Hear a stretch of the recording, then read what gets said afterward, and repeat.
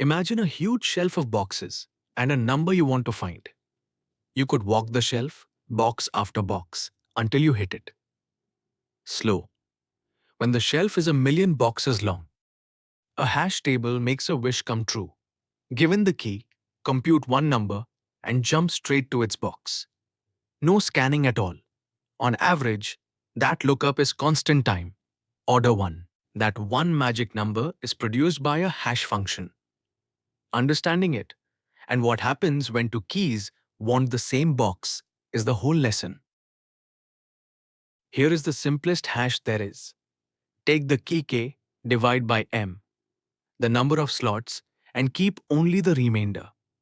That remainder is the slot index, because a remainder when dividing by m is always between 0 and m minus 1, the answer is guaranteed to be a legal slot.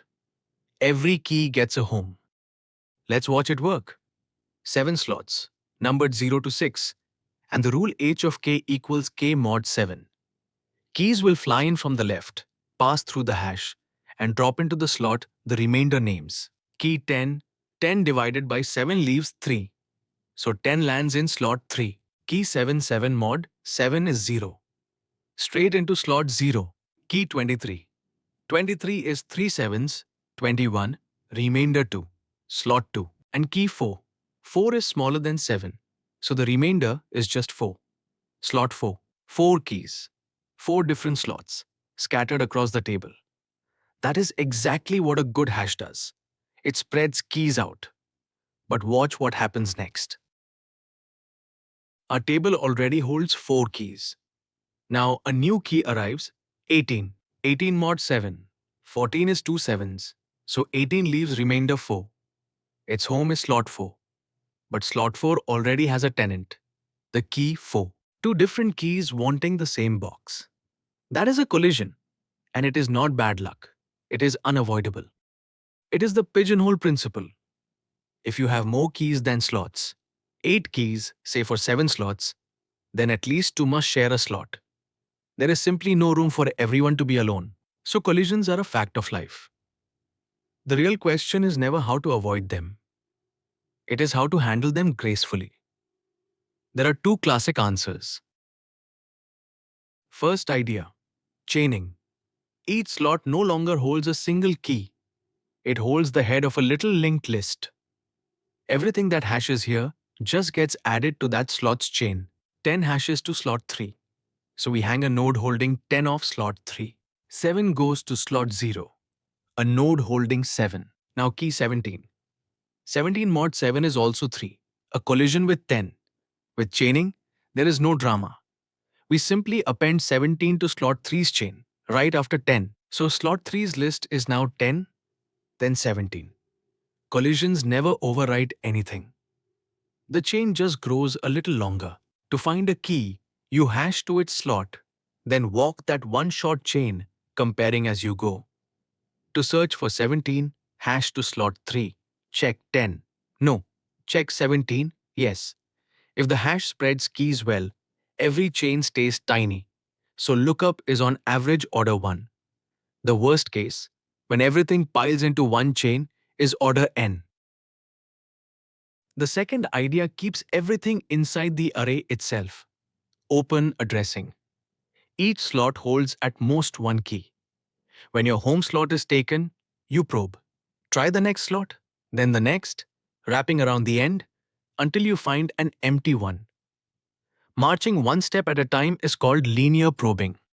Say slots 3 and 4 are already full, and key 17 arrives. 17 mod 7 is 3, it's home. But slot 3 is taken, so we probe forward. Slot 3 full. Step to slot 4, also full. Step to slot 5, empty. 17 settles there. Finding it later follows the very same path. Hash 17 to 3, walk 3, 4, 5. And there it is. Insert and search always trace the identical probe sequence. Time to put it all together. 10 slots, the hash 3k mod 10. And we insert 6 keys in order. 4, 1, 14, 5, 15, 6. Open addressing with linear probing. Trace with me. 4, 3 fours are 12. Mod 10 is 2. Slot 2 is empty. 4 lands there. 1, 3 times 1 is 3. Slot 3, empty. 1 lands there. 14, 3 14s is 42. Mod 10 is 2. Same home as 4. Slot 2 is full. So probe. Slot 3, also full. Slot 4, empty. 14 settles at 4. 5 3 5s is 15. Mod 10 is 5. Slot 5 empty. 5 lands there. 15 3 15s is 45. Mod 10 is 5. Collides with 5. Probe once to slot 6, which is empty. 15 sits at 6. And 6 3 6s is 18. Mod 10 is 8. Slot 8 empty. 6 lands there. There is the finished table. Notice 14 and 15 did not sit in their home slots. Probing pushed them forward to the next free space. Now a lookup. Where is 14? Hash it. 40 to mod 10 is 2. Check slot 2. That's 4, not 14. Probe to 3. 1. No. Probe to 4. 14. Found. In 3 probes and an unsuccessful search. Is 24 here? Its home is 2. We walk 2, 3, 4, 5, 6. All occupied, none is 24. Until slot 7, which is empty. An empty slot means stop. If 24 were here, we'd have met it already. Not found. How full a table is decides how fast it stays. We measure fullness with the load factor, alpha, the number of stored keys n, divided by the number of slots m. Alpha near 0 means a roomy, empty table. Collisions are rare. Probes are short. Alpha near 1 means a cramped table. Long probe chains. Slow lookups. For open addressing, there is a beautifully simple estimate. The expected number of probes for an insert or an unsuccessful search is about 1 over 1 minus alpha. At alpha 1 half. Half full, that's 1 over 1 half, about 2 probes. Quick, at 70% full, 1 over zero point 0.3, roughly 3, and a third probes. Still fine, but at 90% full, it explodes to 1 over 0.110 probes on average. The cost runs away as the table fills. That is why hash tables resize. When alpha climbs past about 0.7, the table grows, usually doubling m, and every key is rehashed into the bigger array. It costs a burst of work now to keep every future lookup fast. Your turn. Insert 12, 5, then 19 into 7 slots with h of k equals k mod 7 using linear probing. Which slot does each key end up in? Pause the video and work it through. I'll wait. Here we go. 12 mod 7 is 5. Slot 5 is empty, so 12 lands at 5. 12 mod 7 is 5. Slot 5 is free. 12 goes there. 5 mod 7 is also 5. But slot 5 is taken. Probe to slot 6, empty. 5 lands at 6.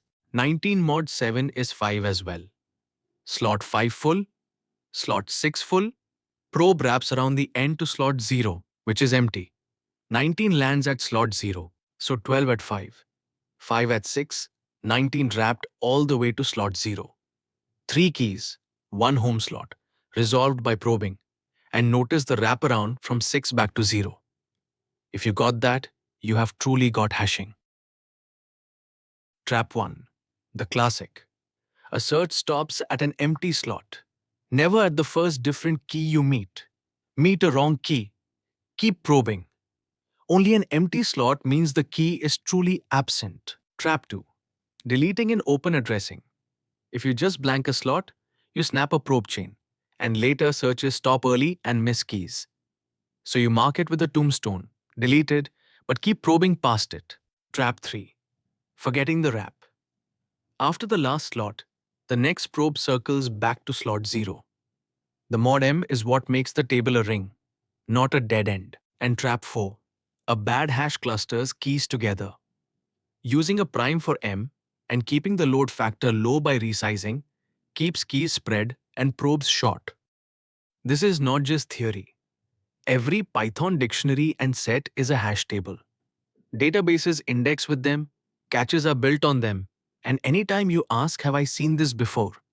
That's a hash lookup, running in constant time. So here is the whole picture.